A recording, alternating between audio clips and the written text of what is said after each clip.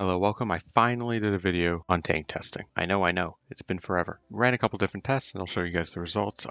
If you'd like to see the actual testing I did it on stream. I'll link the VOD in the description. It's like 3 hours long. So let's go over the setup. This is an early game setup. This is a setup that is primarily meant to test small cannons versus close support guns versus rushing medium cannons and spending that one tungsten. So all of these tanks, there's two versions of them. The NA has no armor, and then the with armor version has armor. It's trading off a little bit of soft attack for a little bit of armor and a decent bump up in cost, but otherwise these tanks are all the exact same other than the gun. And we are using 30 wits for all of them, going for a 60-40 split. I will show you guys why we're using 30 wits later. So that's the setup. I tested all of these divisions against a whole bunch of different defensive units designed to block tanks. And let's just tag over to the French. So for the French, we have 6 different divisions: 10 widths, 11 widths, 15 widths, 16 widths, 20 widths, and 22 widths.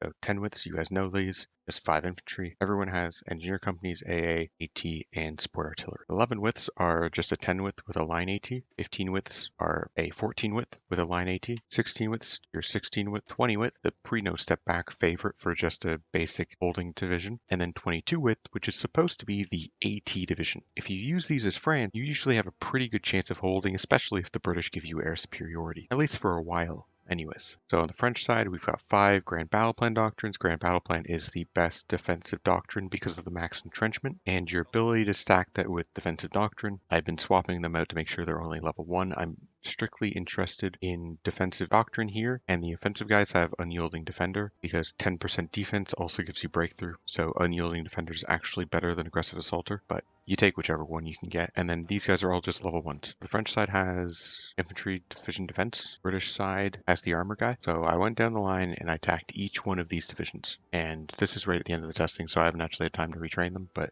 it's okay. It gives you these results. So across the top here, we've got light tanks with close support guns versus small cannons, and then no armor versus armor, small cannon, close support gun, medium cannon. If we zoom in on the no armor side, small cannons lost all of their battles. They didn't break a single infantry division. So support guns could break the 16, 20, and 22 widths, but not the 10, 11, or 15s, and the medium cannons could only break the 20s. That's pretty bad. Shows a clear superiority of the close support gun and its soft attack when attacking infantry. Now let's see with the armor. With the armor, the small cannon could beat the 10 widths, the 16, and the 20s, but not any of the divisions that had line AT. The close support gun could beat the 10, 16, 20, and the 22, but not the 11 or the 15. The medium tank cannon could beat everything 16 to 22 width and the 10, and it coin flipped the 15, which was a bit odd because it actually has less soft attack than the close support gun, but the medium cannon does give slightly more breakthrough, so that might have been the reason. So for this, we're taking the average of the two results, and this gives us this table over here. So for IC, armor versus no armor, and what this really means is with armor, you cannot be pierced unless they have line AT. With no armor, you can be pierced always. So small cannon loses the least amount of IC, and it is very much worthwhile investing the extra IC in not being pierced by infantry. I'll show you later why you don't want to try and be unpierceable by tanks, because if the enemy's prepared for it, you're never going to be able to do it. So that was test 1. Test 2 is large widths versus small widths. So here we are actually using full doctrines. This is more of a mid to late game test. We have 1940 equipment, we have universal carriers, so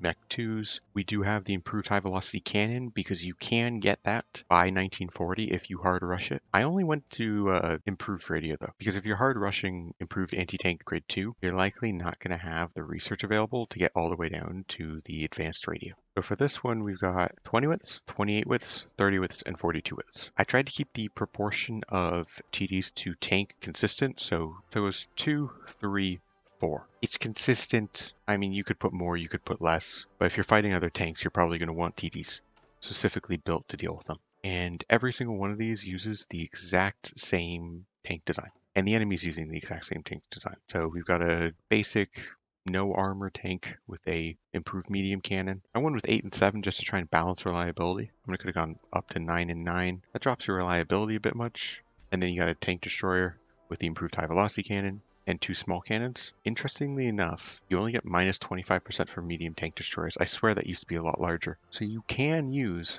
a 3-man turret on your tank destroyer if you want some breakthrough on them. Other option is we could have put a light fixed superstructure on it.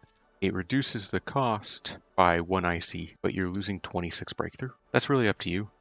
You're going to have to use the medium fixed superstructure if you're going to use the improved heavy cannon as a stopgap measure. I'm using small cannons simply because they give 5 soft attack, 3 hard attack, which is actually pretty good. And because we don't care about the armor, if we take these off, we're losing 8 hard attack and 10 soft attack, which is quite a bit. So that's the design. French are using the same design. And this time we didn't use any generals, just max planning bonus versus max entrenchment. And when you do that, you get these results. The 20ths won every battle, and they lost on average 1,500 IC and about 3,000 manpower. I did 30ths next. They win every battle. They lose about 1,000 IC when you're fighting all the different combat widths, and if you only take the combats against the 20 and above, you're losing about 900. So then there's the 42 widths.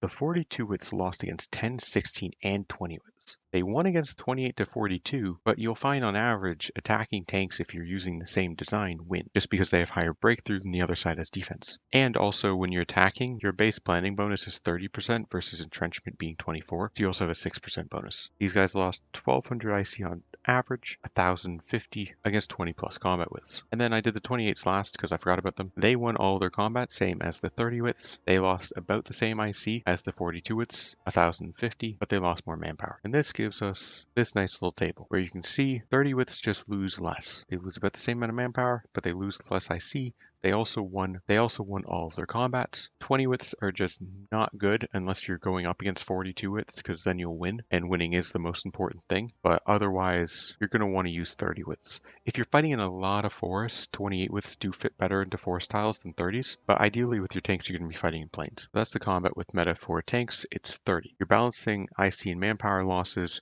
with the ability to actually win all of your combats. Also, if we just look at the results for 30 widths when they fight other 30 widths and 30 widths when they fight 42 widths versus 42 widths when they fight 30 widths and 42 widths. 30 widths are clearly losing less IC. I got one more save.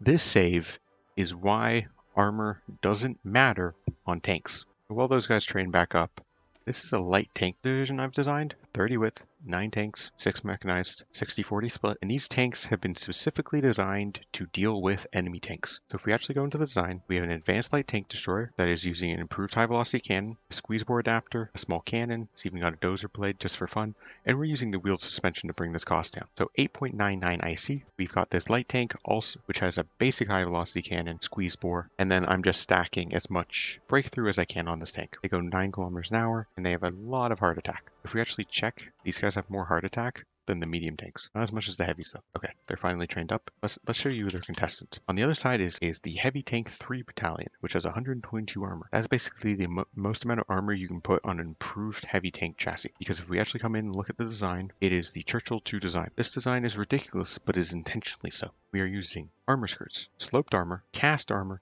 and we're going all the way up to 20. This thing costs 40 IC, it has 182 armor, and that is being paired with the Churchill gun carrier, which has the same amount of armor, and it's just there for extra piercing just in case it comes up against itself. So when we look at this thing, 122 armor, it can't even pierce itself. That's how much armor it has. So that's the division we're going up against. If we go over to France, we've got these divisions that have 125 piercing. They're light tanks. They're cheap. I can afford 3 times as many tanks. Nearly four times as many tanks. And let's just let this combat go.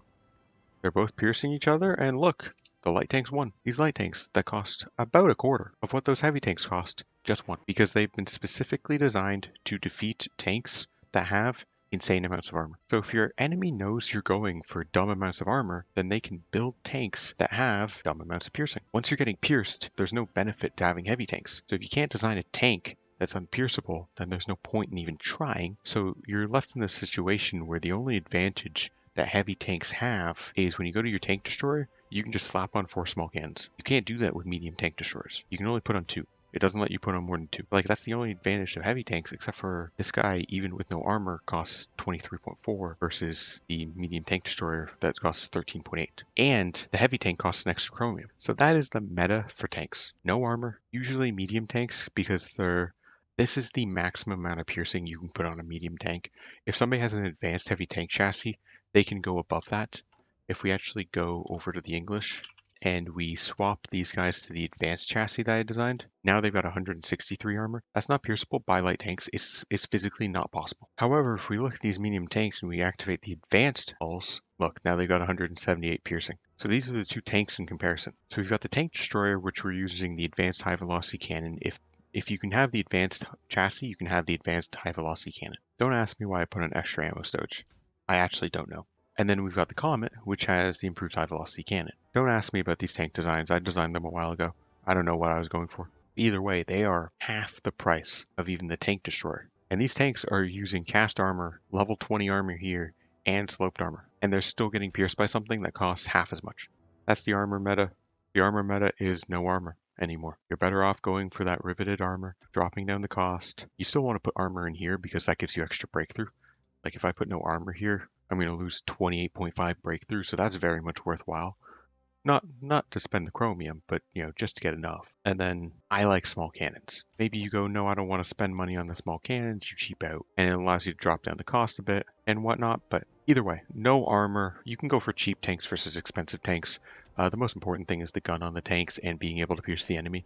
If you and your opponent are designing the same tanks or using the same design philosophy, there's no point in putting armor on it because you're going to be pierced, and once you're pierced, you're likely going to lose on the defensive. That's just how it works. Anyways, thank you for watching, and I will see you guys next time.